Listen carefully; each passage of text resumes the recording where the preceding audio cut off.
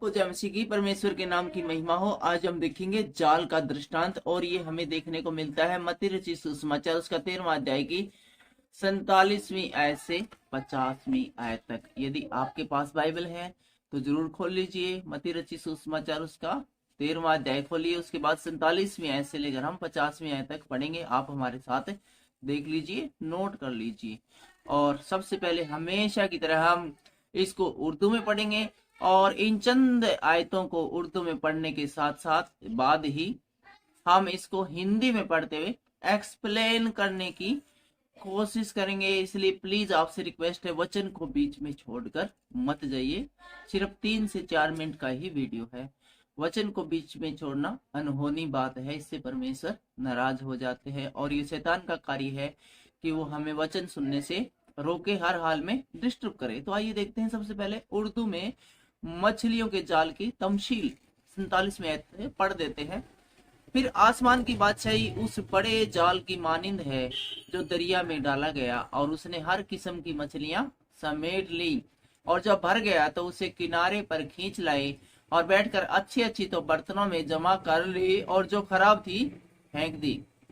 दुनिया के आखिर में ऐसा ही होगा। फरिश्ते निकलेंगे और शरीरों के रास्तबाजों से जुदा करेंगे और उनको आग की भट्टी में डाल देंगे।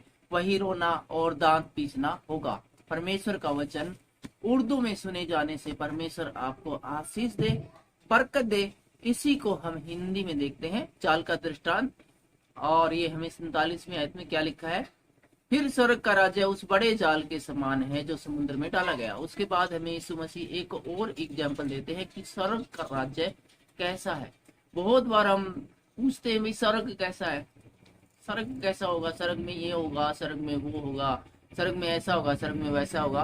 तो इन सारी बातों का जवाब हमें यीशु मसीह है, वो हमें स्वर्ग में जाने से पहले ही दे देते हैं। हरियाणा में एक कहावत है कि स्वर्ग देखना होता है तो पहले मरना पड़ेगा। लेकिन यहाँ पर हमें हमारे शरीर को नष्ट होने से पहले ही यीशु मसीह हमें बता देते हैं कि स्वर्ग का राज्य कैसा है।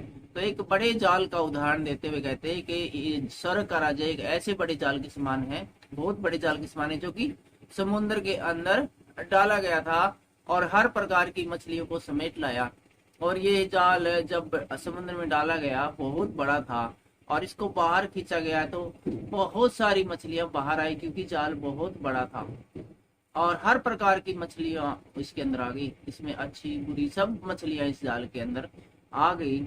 और जब जाल भर गया तो मछुए उसको किनारे पर खींच लाए, और जाल जब पूरी तरह से भर गया तो मछुआरे उसको किनारे पर खींच लाते हैं और बैठकर अच्छी अच्छी तो बर्तनों में इकट्ठी की और निकम्मी फेंक दी। तो फिर जब सारी मछलियां का जाल से भरा हुआ मछलियां को जब ऊपर आ गई, किनारे पर आ गई, तो फिर उसकी छटाई की गई। अच्छी अच्छी मछलियां तो रख ली गई और बुरी बुरी और निकम्मी मछलियां जो किसी काम की नहीं थी, जो खाने के योग्य नहीं थी, उनको फेंक दिया गया। और आगे यीशु मसीह बताते हैं 49 लाइन में, जगत के अंत में ऐसा ही होगा, स्वर्गदूत आकर दुष्टों को धर्मियों से अलग करेंगे।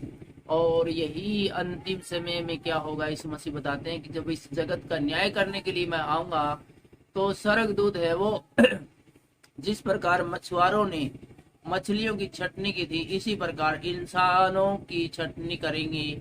और जो धर्मी लोग हैं उनको दुष्ट आदमियों से अलग करेंगे और उन्हें आग के कुंड में डालेंगे। और न सिर्फ अलग करेंगे धर्मियों को दुष्टों से, बल्कि जो दुष्ट होंगे उनको आग के कुंड में डालेंगे, जहां रोना और दांत पीसना होगा, जहां पर की मृत्यु को छोड़कर और सारी यातनाएं होंगी। पुलिस के बारे में आपने सुना होगा कि वो 3rd डिग्री देती है, तो वहां पर आपको हमेशा कॉल करिए, 3rd डिग्री मिलती रहेगी, जो नरक की आग में, उस आग के कुंड में डाला जाएगा। उस आग के कुंड में डाला तो जाएगा लेकिन वो आग जलाएगी नहीं, हमेशा पीड़ित करती रहेगी। नॉर्मल जो धरती के ऊपर आग है, यदि उसमें किसी को डाल दिया जाए तो वो उसमें आदमी जलकर नाश हो जाता है, लेकिन वो नाश होने वाली आग नहीं है, ऐसा स्वयं यीशु मसीह बताते हैं। और ये यीशु मसीह को, परमेश्वर को के बेटे को ये जरूरत नहीं कि वो किसी इंसानों को खुश करने के लिए झूठ बोले। परमेश्वर हमेशा सच बोलते हैं। तो एक और एग्जाम्पल के द्वारा हमने यीशु मसीह से सुना अभी कि परमेश्वर का राज्य एक जाल के समान है जो कि समुद्र में डाला गया था। अच्छी अच्छी मछलियां हैं उनको फिर छटनी करके रख ली गई और बुरी मछलियों को फेंक दिया गया। जगत के अंत में भी ऐसा ही होगा। अच्छे लोगों को स्वर्ग के अंदर जाने का टिकट दिया जाएगा, बुरे लोगों को नरक के अंदर धकेल दिया जाएगा। पर आज की इस वीडियो के द्वारा परमेश्वर आपको आशीष दे, बरकत दे सबको। जय मसीह की, जय हिंद।